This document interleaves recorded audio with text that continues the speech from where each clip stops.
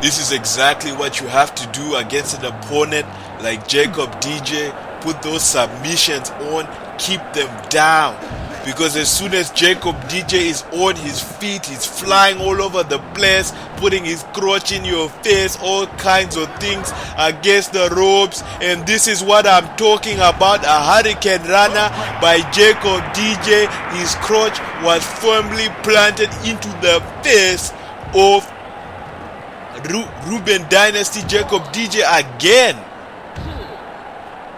Jacob DJ, his crotch probably smells like platypus, and he just drives it into the face. My goodness, that kangaroo kick. Jacob DJ was in the back. When he's depressed, he stocks up on Vegemite. Another 2 count, a close call, and Jacob DJ getting this crowd involved. I believe he wants to go for that kangaroo spin. He wants to defeat that traitor known as Ruben Dynasty against the ropes. Jacob DJ with that kangaroo, no! Ruben Dynasty saw it coming. That's the advantage of teaming up with your opponent for such a long time. You get used to their habits, you know what they're gonna do.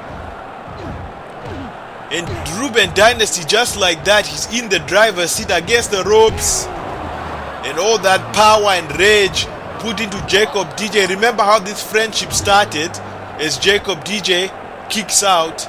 It started because Ruben Dynasty was given Jacob DJ's #1 contendership for the cruiserweight title. And since then, they've been the best of buddies. But Ruben Dynasty said that he wants to be a part of the cause because he's tired of hardcore wrestling.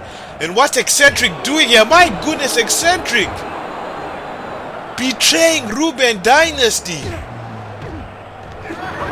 What the hell is this all about? Ruben Dynasty must feel like such an idiot at this moment. After joining the cause, a member of his own group attacking him. Eccentric is the leader, and look, Tibot was distracting the referee, much like the last episode.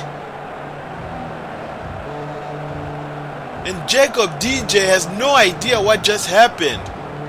He's just as confused as a lot of people here in attendance. Why would Eccentric turn his back on a new member? We need to get an interview. Bell, get ready to interview. The kangaroo spin by Jacob DJ. His first attempt was unsuccessful, and his second attempt proved fruitful, delivering that cover. And ladies and gentlemen, Jacob DJ is victorious. Let's see that on replay.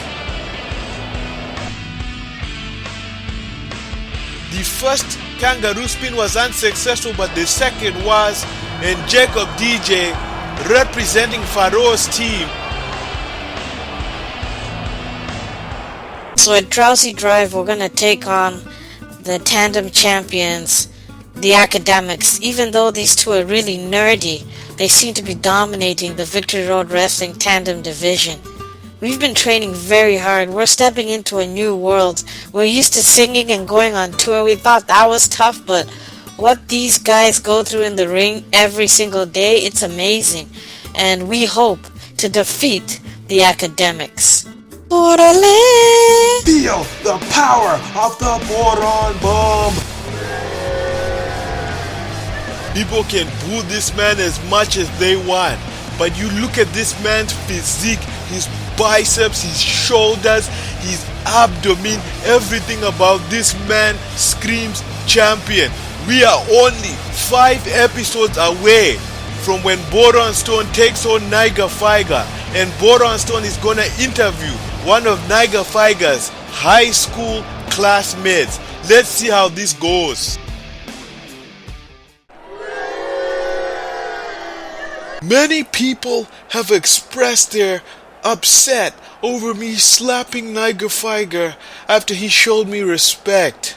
It was clear that Niger Figer was just sucking up to me, and that made me sick to my stomach.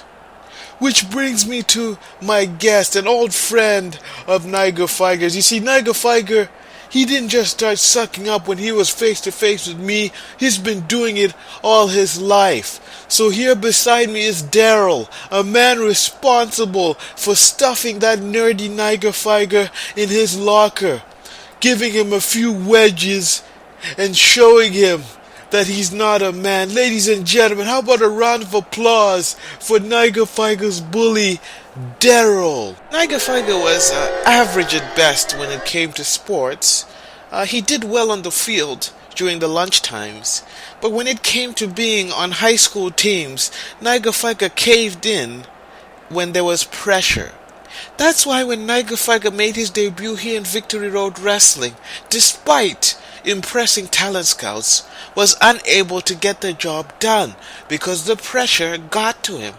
Niger Figer, yes, you've been getting lucky lately, but I don't think you realize just how big your match with Boron Stone is. And just like in high school, you're going to cave into the pressure. Cave into the pressure you will. Cave into the mat you will as well when you feel the power of the Boron Bomb.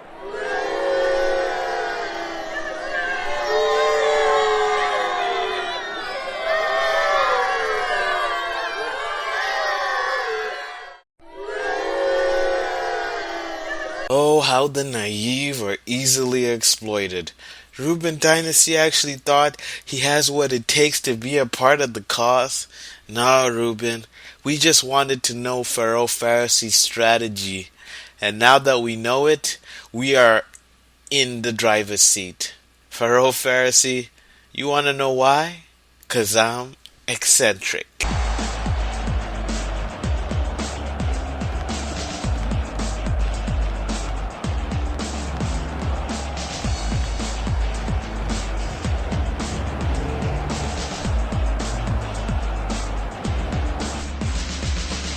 Hey, Terry. Where's your partner? This is a tag team match after all. He's missing, and I know you punks have something to do with it. Don't make accusations that you can't back up. So, Terry, I guess you're gonna have to forfeit the match, because there's no way you're gonna defeat the academics on your own. How about you punks step in the ring and we find out right now? Terry has not been thinking straight, ladies and gentlemen, because he has agreed to take on the Victory Road Wrestling Tandem Champions, the Academics, on his own. The Academics have been very impressive taking on teams, and the fact that Terry has decided to go solo, well, that's clearly not a very smart decision. Victory Road Wrestling Tandem titles are still going to be on the line, ladies and gentlemen. The whereabouts of Perry are being investigated. We do not take kidnapping lightly here at Victory Road Wrestling, as Dimitri and Terry are going to start things off, ladies and gentlemen.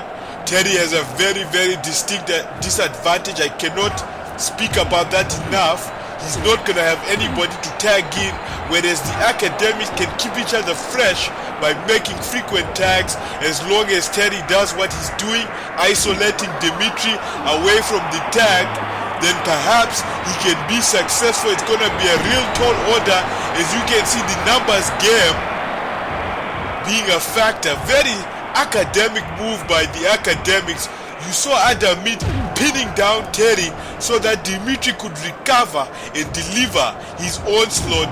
A nice snap suplex by one half of the Victory Road Wrestling Tandem Champions. Remember, at our next click per view, the academics are gonna take on La Cukaraka. Will it be for the tandem titles, or will Terry pull off the impossible by defeating them? I think that's very unlikely. I know I'm not supposed to be biased as a commentator, but let's not discredit the athleticism of the academics. They're the only people I've seen that were able to hospitalize Wolo, a hip toss by Adam Mint, the wiser of the two. As we all know, Perry and Terry have been fighting Perry's addiction to pornography, and Perry, he's off the wagon, and that's the reason why he was unable to show up in this match. He was making such great progress, but a little bit of temptation strayed him away from his goals of being sober. And the academics, oh my goodness, they're having a good time right now. They were supposed to defend their titles against Perry and Terry, a very game team. Remember, Perry and Terry have defeated the academics on one occasion, so the academics have gotten very lucky, increasing the odds of victory by making this a handicap match. Well, at least that's the speculation. We don't know for sure, folks. We are going to have a full-out investigation, as I mentioned a few moments ago. Right now, Terry is doing a very good job taking on both members of the academics, specifically Dimitri, only acquiring a 1 count. And this is exactly what Terry has to do. Ensure that there's only one person in the ring. But Dimitri, the momentum changing just like that. A snapmare by Dimitri, ladies and gentlemen. Adamit has recovered and he's been tagged in. He's the much more fresh combatant. And this is where the numbers game becomes a factor.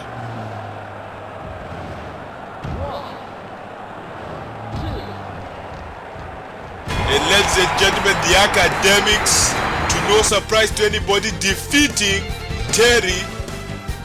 Despite that snapmare being a weak maneuver, Terry was just so exhausted from not having a partner to tag to. And folks, it's official. A Drowsy Drive, La Cukaraka are going to take on the academics for the Victory Road Wrestling Tandem titles.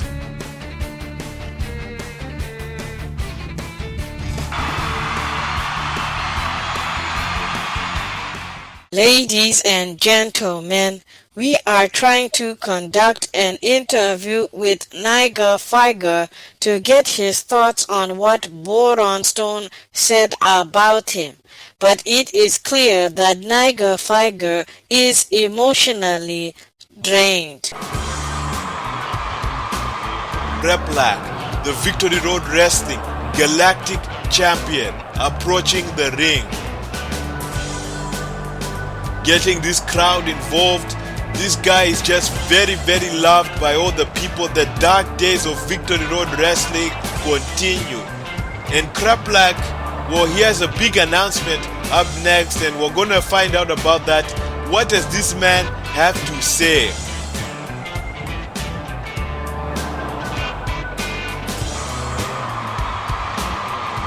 Howdy, I'm Kraplak, the Galactic Champion. I've been defending this title successfully for the past few episodes, so I want to challenge myself a little bit. With the help of an engineer, he designed this machine. It's called the randomizer. It'll randomly pick a name from the roster to take me on for my title. I'm going to be doing this up until Drowsy Drive, baby, because I want to have random opponents. I don't want to prepare for my opponents.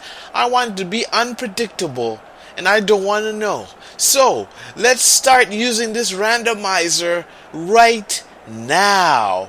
Whoo!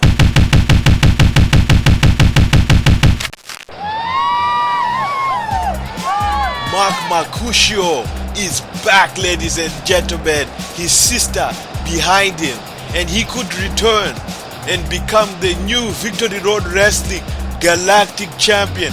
Remember, Mark Mercutio was hospitalized thanks to Booty T giving him super aids, and I'm proud to welcome back Mark Mercutio. That's what it's all about, ladies and gentlemen. The Victory Road Wrestling Galactic title. Mark Mercutio, Kraplak. Could Mark Mercutio defeat Kraplak on his return? But Kraplak is not going to have any of that. With that gorilla press slam. That pumping press slam. Kraplak with the obvious size advantage. Look at the psychology in this match.